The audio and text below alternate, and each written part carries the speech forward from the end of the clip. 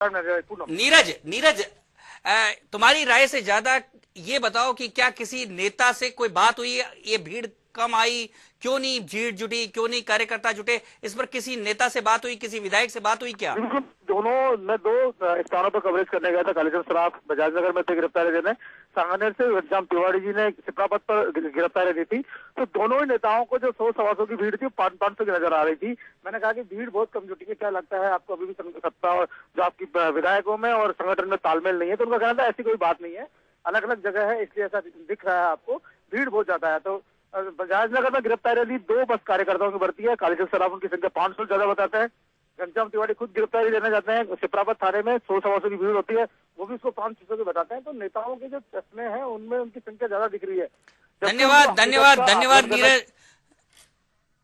नीरज धन्यवाद। तो कुल मिलाकर नीरज जैसे बता रहे थे कि हकीकत को स्वीकार नहीं कर पा रहे नेता, लेकिन वास्तविकता ये है कि उनको, क्योंकि वैसे भी राजनीति में हकीकत को स्वीकार कर लेने से राजनीति नहीं चल पाती है, और नेताओं ने यही किया कि 125 की भीड़ को 500 बताकर उन्होंने आत्मसंतुष्टि करने की कोशिश तो की, लेकिन वास्तव में देखा जाए तो, उनसे पूछा जाए तो निश्चित तौर पे उनकी चिंताएं बढ़ गई होगी, क्योंकि उनके ही विधानसभा क्षेत्र में यदि पूरे कार्यकर्ता नहीं जुट पाते हैं तो उनके लिए एक चुनौती खड़ी हो जाती है। सबसे बड़ी बात प्रताप जी की जो आला नेता हैं, जो खुद प्रदेशाध्यक्ष हैं, वो भी इस तरह के जो गिरफ्तारी हैं, विरोध प्रदर्शन के जो आंदोलन है, इससे अपने आप को दूरी बना लगते हैं। यहाँ रुकेंगे छोटे से ब्रेक के लिए, ब्रेक के बाद होंगे फिर से हाजिर।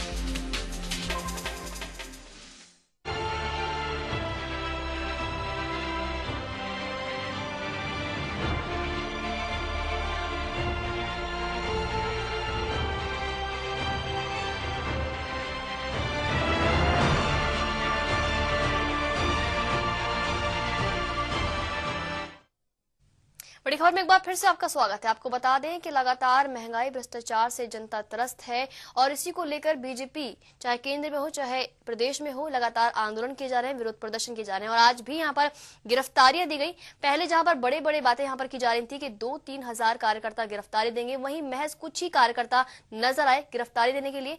क्या कहा कालीचंद सराफ ने, आपको सुनाते हैं। भारतीय जनता पार्टी मालवीय नगर विधानसभा क्षेत्र के 500 कार्यकर्ताओं ने आज एफडीआई के खिलाफ और डीजल की बढ़ी हुई कीमतों के खिलाफ, और जनता से अपील करूंगा कि परसों 20 तारीख को इन तीनों मांगों के लिए और अपना बाजार बंद रखें और जयपुर मुकम्मल बंद रहेगा। तो महज कुछ कार्यकर्ताओं को यहाँ 500-600 कार्यकर्ता कहा है कालीचंद सराफ जी ने। प्रताप जी, क्या लगता है कि अपनी गलतियां छुपाने से क्या जनता के सामने सच छुपाया जा सकता है?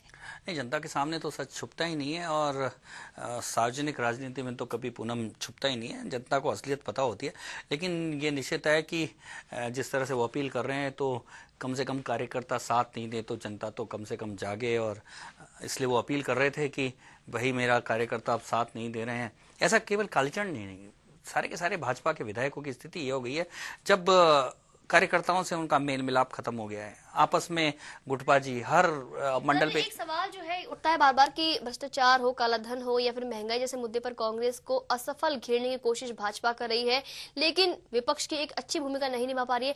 और इसी वजह से प्रदेश में एक तीसरे मोर्चे की, प्रदेश ही नहीं केंद्र में भी एक तीसरे मोर्चे की जो कवायदें हम जोर पकड़ने लगे हैं, शायद यही वजह है। यहाँ क्या होता है, जब राजनीतिक दल में इशू से ज्यादा, सिद्धांत से ज्यादा, विचारधारा से ज्यादा यदि कुर्सी सबसे ज्यादा इंपॉर्टेंट हो जाती है, तो कुर्सी के इर्द गिर्द जब राजनीति होती है तो फिर बिखराव तय है।